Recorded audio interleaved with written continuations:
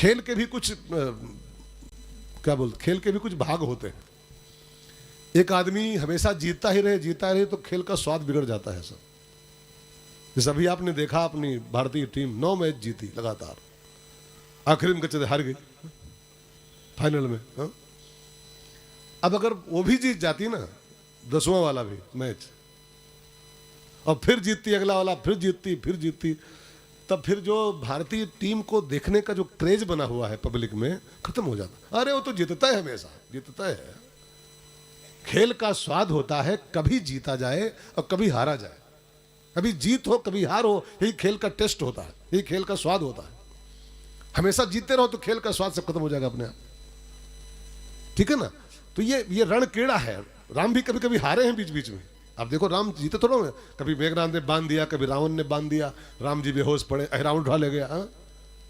अब लगता है राम जी गए, राम जी कहीं जाने वाले हैं, लेकिन राम जी रणरंग धीरम है ना, रणरंग लोकाभिरामम रणरंग, ये सब रण के रंग होते हैं, युद्ध के भी रंग होते हैं अलग अलग। कभी जीतो कभी हारो, कभी जीतो कभी हारो, तब युद्ध का स्वाद आता है।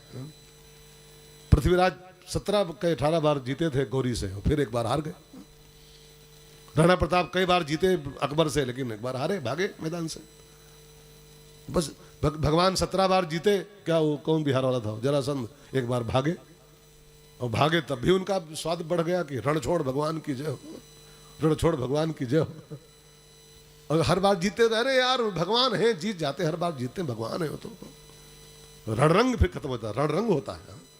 रण भी एक रंग है।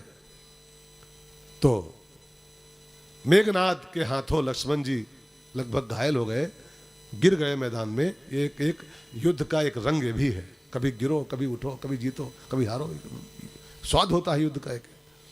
दूसरी बात एक इसमें और छिपी है, ये कथा मानो एक लक्ष्मण जी और मेघनाद के माध्यम से एक संकेत करती है कि मेघनाद काम है, और काम इतना प्रबल होता है शत्रु, तात 3 अति प्रबल खल, काम क्रोध और लोभ। तात 3 अति प्रबल खल, काम क्रोध और लोभ। मुनि विज्ञान धाम मन, बड़े बड़े विज्ञान धाम जो मुनि हैं उनके अंदर भी ये कभी कभी काम विक्षोभ पैदा कर देता है, विक्षेप पैदा कर देता है। तो ये इसी बहाने एक संदेश भी समाज को दिया गया है कथा के थ्रू, कि कितना भी आप सावधान रहो, कितना भी जागृत पुरुष रहो, कितना भी राम के पीछे लगे रहो, लेकिन मेघनाद ऐसा प्रबल है कि कभी न कभी तो आपको ये प्रभावित करेगा ही, कभी न कभी तो आपको लेके डूबेगा ही है। तो बस इससे सावधान रहना है। इन कथाओं को सुन के हमको आपको खाली ये कथा नहीं सुनना है, सजग हो जाना है कि जब लक्ष्मण के ऐसे सावधान व्यक्ति को भी ये काम धाराशायी कर सकता है, तो हम लोग किस खेत की मूली हैं, सो बच के रहना रे बाबा। हाँ, थोड़ा सावधानी के साथ रहो। सावधानी हटी कि बस गिरे मैदान में, हाँ गिरे। अब मेघनाद के प्रभाव से जब लक्ष्मण जी गिर गए, तब निकट चले गए। अब गोस्वामी जी कहते हैं मेघनाद ने लक्ष्मण जी को उठाने की चेष्टा शुरू की, उठा ले, इसको रथ में लाद ले और रावण को दिखाएं चल के कि मार ला एक भाई को।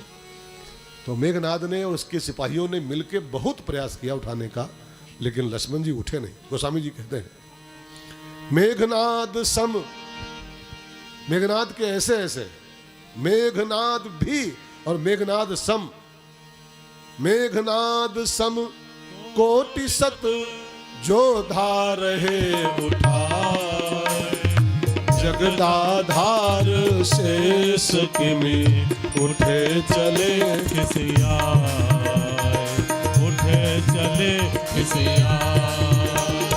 मेघनाद सम कोटि सत जो धार है उठाए, जगदाधार शेष किमी उठे चले खिसियाए, उठे चले खिसियाए। जगदाधार है शेष भगवान के रूप में, जगत को उठाए हुए है, उसे कौन उठा सकता है? जो अपने 1000 फनों में से एक फन के ऊपर पूरे ब्रह्मांड को विराजमान किए हुए शेषनाग के रूप में। बस मेघनाद नहीं, उसका पूरा खानदान लग जाए तब भी नहीं उठने वाले लक्ष्मण जी।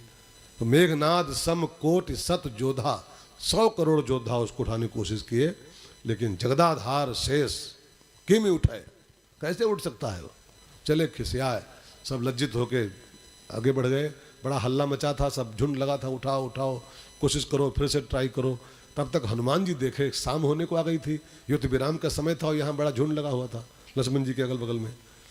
तो हनुमान जी को देखें यहाँ ही काहे भीड़ इकट्ठा है, युद्ध विराम होने को है। अब तो ये वो क्या होता है, वो क्या बोला गया, अंग्रेजी में बोलते हैं क्या उसको, युद्ध विराम को, सीज फायर। ये समझो सीज फायर चल रहा है, फिर ये झुंड कैसा।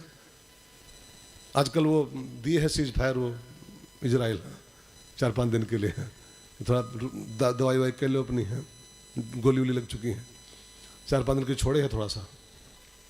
लेकिन अनाउंस रोज करता है युद्ध विराम मत मानिएगा, खाली सीज फायर है बस है, थोड़ा कुछ खाना पानी व्यवस्था कर लो, फिर मैं तक आने वाला हूँ। तो अब हनुमान जी को लगा कि शंख बज चुका है, लगभग शाम होने को आ गई है, तो अभी तो झुंड कैसा, ये सब गए क्यों नहीं अभी तक। तो हनुमान जी बढ़े कि राक्षस क्यों इकट्ठा है, और हनुमान जी को आते देखा जब, हनुमान जी को देखा, हनुमान जी आ रहे हैं, तो हनुमान जी को आते देखा, सब भागे, भागो भागो भैया, हनुमान जी आ गए, भागो भैया। राक्षस सब भागे। अब जब सब भाग गए तब लक्ष्मण जी खुल गए, अभी तक झुंड में थे, वो भीड़ में जपे हुए थे, और राक्षस भाग गए हनुमान जी को देखे।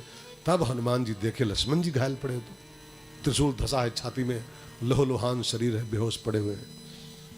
तो हनुमान जी झट से उनको उठाए लक्ष्मण जी को, और उधर राम जी पूछ रहे थे कि भैया युद्ध विराम हो गया था, पूछ रहे थे भैया लक्ष्मण कहाँ है, सब लोग आ गए, लक्ष्मण कहाँ, हनुमान जी कहाँ है।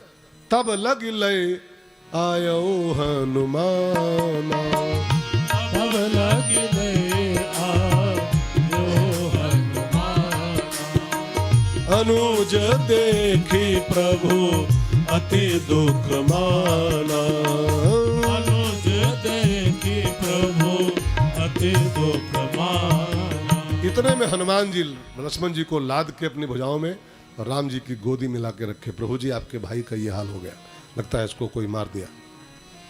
अब यहां पर एक सूत्र समझ लो, जब जब हमारा लक्ष्मण बेहोश हो, वैराग्य, ठीक है ना, तो उसको जगाना अगर चाहते हो वैराग्य को, अब लक्ष्मण को होश मिलाने की इच्छा है, तो उसका पहला सूत्र ही है यहां पर, बाकी बूटी वूटी तो आगे आएगी भी, पहला सूत्र ही है कि कोई संत आपको उठाए और उठा के भगवंत की गोदी तक पहुंचा देगा। हनुमान संत है और राम भगवंत है और लक्ष्मण वैराग्य है। वैराग्य की बेहोशी दूर करने का पहला उपाय है कि कोई संत हमको अपनी भुजाओं में उठाए और हमको भगवंत की गोदी में धर दे जा करके, तब वहीं से प्रक्रिया शुरू हो जाती है लक्ष्मण की होश में लाने की। तो हनुमंत उनको उठा के भगवंत की गोदी में ला के रख दिए। अब जब राम जी अपने भाई की इस अवस्था को देखे, इस हालत को, क्रिटिकल अवस्था को, तब राम जी लगभग रोने को, चिंतित भी हो गए, रोने को तैयार हो गए। तब जामवंत झट से राम जी के पास आए, ठाकुर जी रोना मत, अगर आप रो पड़ोगे ना तो आपकी सेना का जो उत्साह, एनर्जी सब भंग हो जाएगी, भी सबका जो युद्ध करने की इच्छा है सब ठंडी पड़ जाएगी। सो फिर रोना मत, और रोने की भी जरूरत भी नहीं सरकार, अभी तो ये घायल है, चोट लगी है, इनको इलाज की जरूरत इस समय, फटाफट इलाज की सोचो तो कुछ आगे बात बढ़े। अभी रोने बैठ जाओगे तो सारा काम बिगड़ जाएगा। इसलिए मेरी इच्छा है पहले इनके लिए वैद्य की व्यवस्था करो, डॉक्टर की व्यवस्था करो, तो ये पहले उनकी इलाज किया जाए। नहीं दवाई काम करेगी तो रोएंगे बैठ के हम लोग, नहीं पहले क्यों रोएंगे। अब किसी को बुखार आए और दवाई न करावे, पहले रोए लगे कि हाय तो मर गए, हाय मर गए, बुखार आएगा। बोले दवाई तो कराओ, जब मर जाए तो रोए। एक पति से पूछा पत्नी ने कि हम मर जाएंगे तुम क्या करोगे। बीवी बोली पति से कि हम मर जाएंगे तुम क्या करोगे। अरे हम बहुत रोएंगे, बहुत रोएंगे हम। तो पत्नी ने कहा कैसे रोई हो, रोग बताओ कैसे रोई हो। तो कहा तुम पहले मरो तो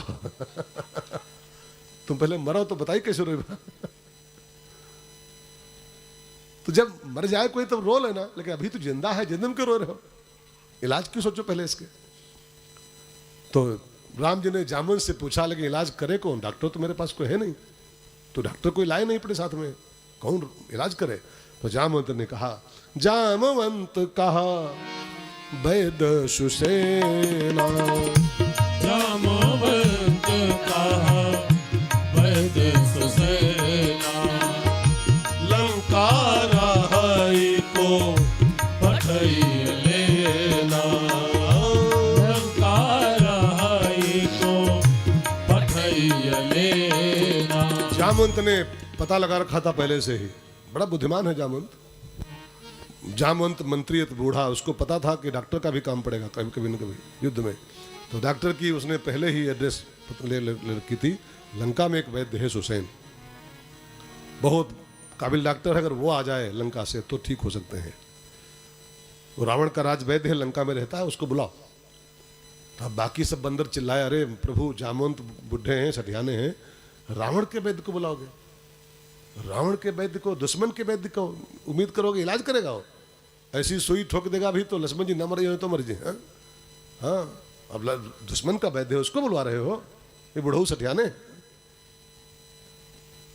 कभी कभी होता है ना कि बुढ़े लोगों को लोग कहते हैं सठियाने हैं, इनकी बात न मानो। हाँ, तो लोगों ने मना किया, ये बुढ़ऊ बोल रहे हैं दुश्मन के वैद्य को लाओ। तो कहीं वो दे दिया एक्सपायरी दवाई तो मर जाएंगे लक्ष्मण जी। हाँ, अरे बुलाना ही है तो देवताओं के वैद्य बुलाओ, अश्विनी कुमार को बुलाओ। अश्विनी कुमार बुलाए जाए, तुरंत आ जाए, फोन पे भी हो। जब अपने देवताओं के वैद्य हैं तो फिर ये दुश्मन के वैद्य कह बुलाओगे? देवताओं का वैद्य बुलाओ, अश्विनी कुमार। तो राम जी ने कहा नहीं, बुलाएंगे सुसैन को ही। कहा क्यों?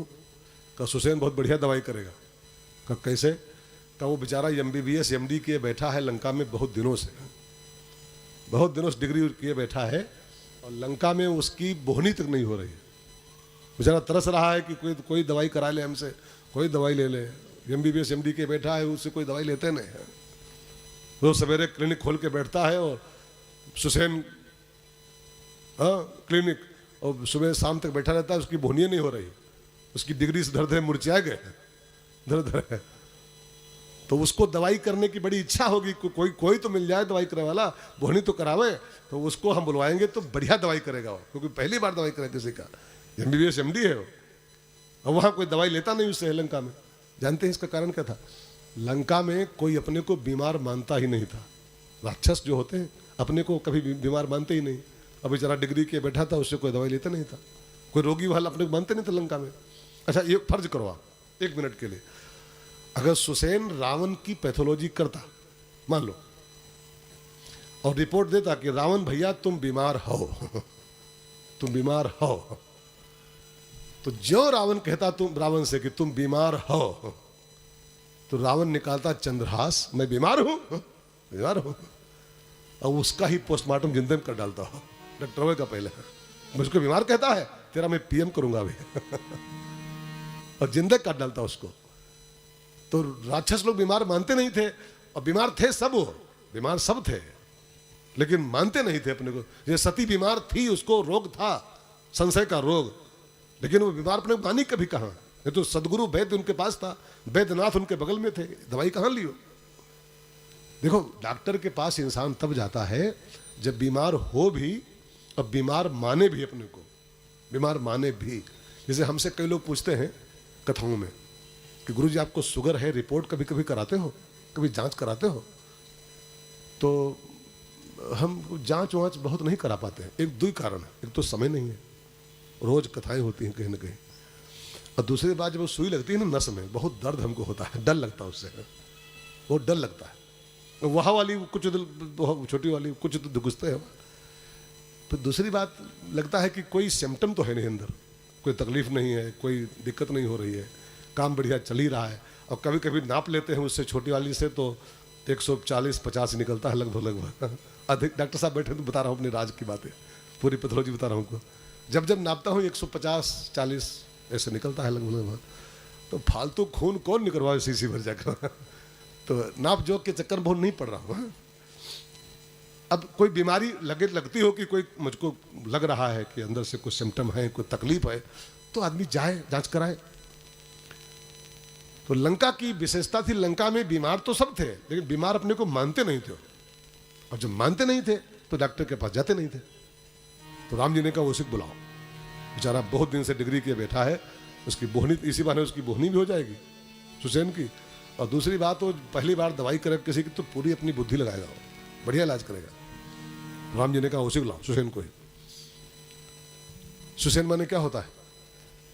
सुसैन का एक नाम है सुखेन। असल में जो सा है सुसैन में, बीच वाला सा, उसको खा बोलते हैं हमारे यहाँ, खटकोण वाला खा है वो, सा है ना। तो वास्तव में उसका नाम सुसैन नहीं है, सुखेन है, सुखेन। और उसको कई जो बुढ़े लोग हैं सुखेन वैद्य कहते भी अभी भी, सुखेन वैद्य है। हमारे यहाँ अब तो सुसेन हो गया है, बीच में उसको शाही लोग बोलते हैं, नहीं पहले उसका नाम खाही होता था हमारे यहाँ। जहाँ जहाँ को साव प्रयोग होता था बुढ़े लोग अभी भी उसको खाही कहते हैं, खा। तो वास्तव में सुसेन नहीं है, सुखेन है, सुखेन। और सुखेन का अर्थ क्या होता है? जो लंका जैसी नगरी में रह के भी सुखेन रह सके। सुखेन माने अपने सुख स्वरूप में स्थित रह सके, उसका नाम सुखेन होता है। लंका का माहौल कितना भयंकर था आपको पता है, हाँ? जहाँ राम राम करना मना है, जहाँ भगवान की भक्ति करना मना है, जहाँ पूजा पाठ करना मना है, जहाँ भजन करना मना है, और उस लंका जैसे माहौल में रह के भी जो सुख स्वरूप में स्थित रह पाए अपने, सुखेन। सुखेन माने हमारा वास्तव में जो स्वरूप है ना, सुख ही तुम्हारा स्वरूप है। ईश्वरंस जीव विनाशी चेतन अमल सहज सुख राशि। हम वास्तव में सुख राशि हैं, लेकिन लंका जैसे भयंकर माहौल में रह के भी जो अपने सुख राशि स्वरूप का चिंतन करता रहता हो, उसका नाम होता है सुखेन। और ऐसा ही वैद्य लक्ष्मण जी का इलाज कर सकता है। तो जामवंत कहा वैद्य सुसेना, जामवंत कहा वैद्य सुसेना, लंका राही को पठई लेना, लंका राही को पठई लेना। समस्या एक है कि लंका रहा है, वो लंका में रहता है, रावण का राज वैद्य है, वीआईपी सुरक्षा में होगा, Z+ नहीं तो Y+ उसके पास पक्की होगी, Y+। राज वैद्य है वो, मामूली डॉक्टर थोड़ा राज वैद्य है। अभी मेरे मोबाइल पर एक मैसेज आया था, वो एक बिहार में पटना में कुली है, स्टेशन पर लाल बुशर्ट वाला है, और उसके साथ 2 सिपाही रहते हैं सिक्योरिटी में, 2 सिपाही। तो वो जब चलता है लेके सामान, तो उसके पीछे 2 सिपाही लेके चलते, बंदूक, सिक्योरिटी प्राप्त है उसको, कुली को। तो उसका कार अपने देखा होगा फेसबुक पर, ये वीडियो मैंने देखा था। तो पूछा उसको सिक्योरिटी क्यों मिली है? तो अभी पटना में जो बमकांड हुआ था ना, वो पटना में बमकांड, वो मोदी जी की रैली में, तो उसका एक मास्टरमाइंड उस बमकांड का स्टेशन से भागना चाहता था, तो ये कुली उसको दबोचा था, उस बमकांड के मास्टरमाइंड को। तो उसको पकड़वा दिया था पुलिस को दबोच करके। तो उसको आतंकवादी धमकी भेजे थे कि तुम हमारा पकड़ाए हो हेड, तुमको हम ठोक देंगे आज नहीं तो कल। तब उसको मिल गई सुरक्षा वहाँ कि तुम सामान ढो, लेकिन तुम्हारे पीछे 2 बंदूकियाँ रही हैं हमेशा। उसको 2 पुलिस वाले मिले थे उसके पीछे। हद है यार, कुली को सिक्योरिटी प्राप्त है। तो अब वो राजवैद्य रावण का है, वो Y+ सुरक्षा या जल+ में होगा कम से कम। तो एक तो लंका में रहता है, युद्ध चल रहा है, दुश्मन की नगरी, रात का 10 बजने वाला है, रात के 10 बजे दुश्मन की नगरी में जाना, वो भी युद्ध के माहौल में दुश्मन के यहाँ जाना। दफा लगी होगी वहाँ रात में 144, और ऐसे में दफा में जाना 144 में, वहाँ से उसके राजवैद्य को लाना तो सबके बस का नहीं है। तो राम जी से कहा कौन है आपके पास जो ये काम कर सकता है? तो राम जी की निगाहें बस एक ही तरफ उठती हमेशा। जब जब राम पर संकट आता है, जब जब सारे संसार के संकट काटते हैं राम जी, लेकिन राम जी पर जब जब संकट आता है, जब जब, तो वो एक ही आदमी को निहारते हैं, भैया कौन सो संकट? काज किए बड़ देवन के तुम, वीर महाप्रभु देख विचारो, कौन सो संकट मोर गरीब को, जो तुम सो नहीं जात है टारो। बेगी हरो हनुमान महाप्रभु, जो कछु संकट होए हमारो, और को नहीं जानत है जग में कपि, संकट मोचन नाम तिहारो।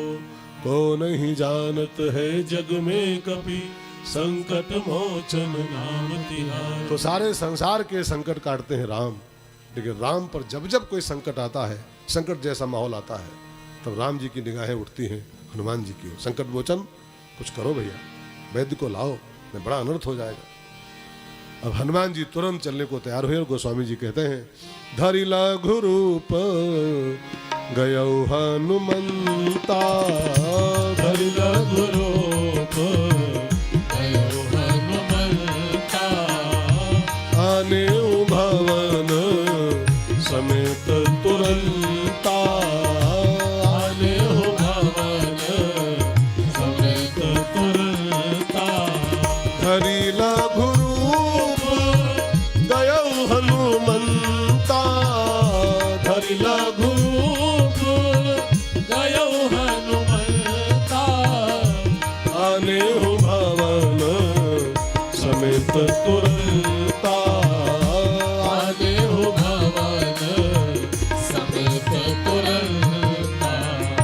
जी तुरंत चलने को तैयार हुए, धरि लघु रूप, छोटा सा रूप बनाया हनुमान जी, और गयो हनुमंता, हनुमान जी लंका में प्रवेश किए, और आनेऊ भवन समेत तुरंता, सुषेण वैद्य को घर समेत हनुमान जी उखाड़ लाए।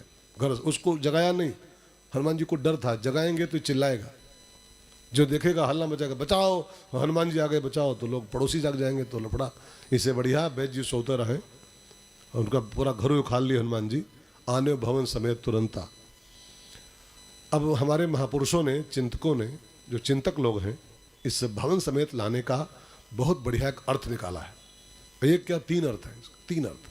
अब तीनों पर ध्यान दो, क्योंकि लंका कांड है ना, तो हमको मौका मिल रहा है कहने का, नहीं तो ये सब नहीं कहते हम लोग, मौका नहीं मिलता कहने का। अब जल्दी होती है कि रावण को आज ही निपटाना है भाई, अब रावण को निपटाएंगे हम लोग 3 तारीख को, कोई जल्दी नहीं है, रावण तो जान 3 तारीख को रावण को मारेंगे, तो आराम से चलना है। इसलिए भवन समेत लाए वैद्य को, इसके पीछे 3 अर्थ संतों ने खोजे, बहुत ध्यान देकर समझो। अर्थ नंबर 1, पहला अर्थ इस बात का यह है, सदगुरु, वैद्य माने होता है सदगुरु, ध्यान देकर समझिएगा, वैद्य सदगुरु का प्रतीक है। उत्तरकांड में वैद्य की व्याख्या यही है, सदगुरु वैद्य। सदगुरु माने खाली बाबा नहीं, वो डॉक्टर होता है, तो डॉक्टर माने सदगुरु, और सदगुरु में डॉक्टर। तो हनुमान जी सुषेण को लाए, इसका मतलब सदगुरु को लाए, सदगुरु को, ठीक है। अब सदगुरु को जब तक भवन समेत नहीं लाओगे, भवन समेत, तब तक वो ठीक से दवाई नहीं कर सकता है। अगर सदगुरु का लाभ लेना है, वैद्य को के द्वारा दवाई लेनी है, तो दवाई को पहले सदगुरु को आपको भवन समेत लाना होगा, भवन समेत।